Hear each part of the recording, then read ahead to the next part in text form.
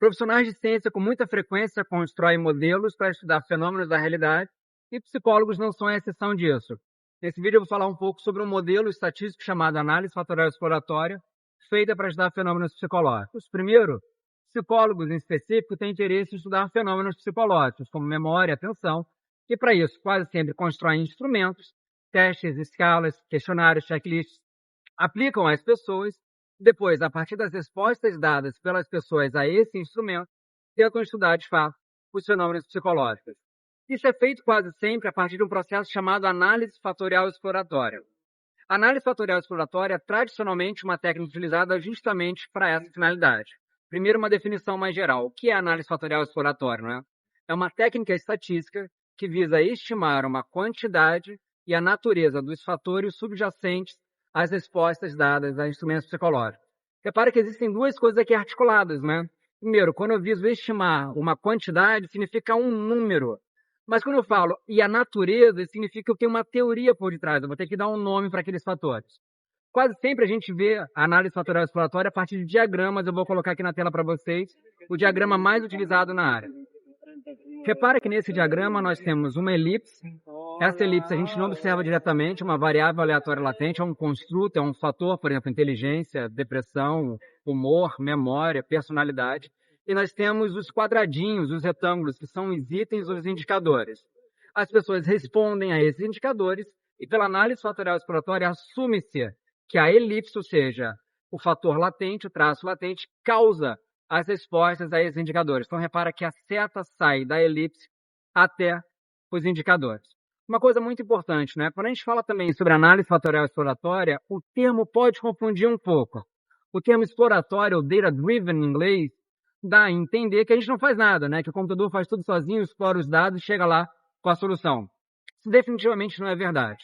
Talvez o melhor termo, como eu coloquei em alguns artigos, é análise restrita, porque a gente não coloca nenhuma restrição nos dados, mas definitivamente, quando a gente fala sobre análise fatorial exploratória, apesar do termo exploratório parecer que a gente não faz nada, a gente toma uma série de decisões. A gente guia, de certa forma, um pouco as análises. Agora, uma coisa também extremamente importante, não é? Essa é uma técnica de mais de 100 anos. Ela foi desenvolvida em 1904 pelo Charles Spermel. E naquela época, o poder computacional era extremamente baixa, e como a análise fatorial depende de correlações entre os itens, uma matriz de correlação ia ficar enorme, e é possível que a gente não conseguisse realizar essa técnica naquele momento. Dois testes são sugeridos como testes preliminares. Apesar de hoje em dia a gente não utilizá-los com tanta frequência, esses testes até hoje são muito feitos em publicações, o KMO e o teste de Bartlett. Nós vamos ver em vídeos mais para frente como é que eles funcionam, especialmente de uma maneira mais aplicada. Esses testes são preliminares porque eles servem para indicar se a gente pode ou não pode realizar a análise fatorial exploratória. Uma vez que a gente pode, a próxima etapa é verificar a quantidade de fatores subjacentes àquelas respostas. Existem várias técnicas para fazer isso. Uma delas é a análise de um gráfico chamado script plot em inglês, ou gráfico de dispersão, ou gráfico de escarpa. Por essa técnica, a gente cria esse gráfico em que no eixo X é a quantidade de fatores e no eixo Y o alto valor, o eigenvalue, e a gente verifica quantos fatores podem ser retidos. Existem várias estratégias para tomar uma decisão em relação a isso, como a regra do cotovelo, a regra de Kaiser, a análise paralela, que também é dependente do script plot.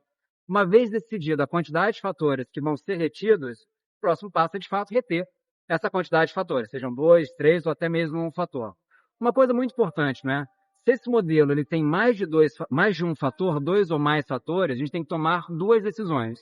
A primeira decisão é se essa solução ela vai ser correlacionada entre os fatores, e, portanto, a gente chama de oblíqua, ou se, de fato, esses fatores vão ser não correlacionados entre eles, e a gente chama isso de ortogonal. Além disso, a gente implementa técnicas de rotação para que a gente possa ter as cargas fatoriais melhor interpretadas. Esse é um grande resumo em relação à análise fatorial exploratória. Nós vamos ter um vídeo aplicado que eu vou mostrar como isso é feito. Eu espero que você tenha gostado desse vídeo e nos vemos na nossa aula aplicada.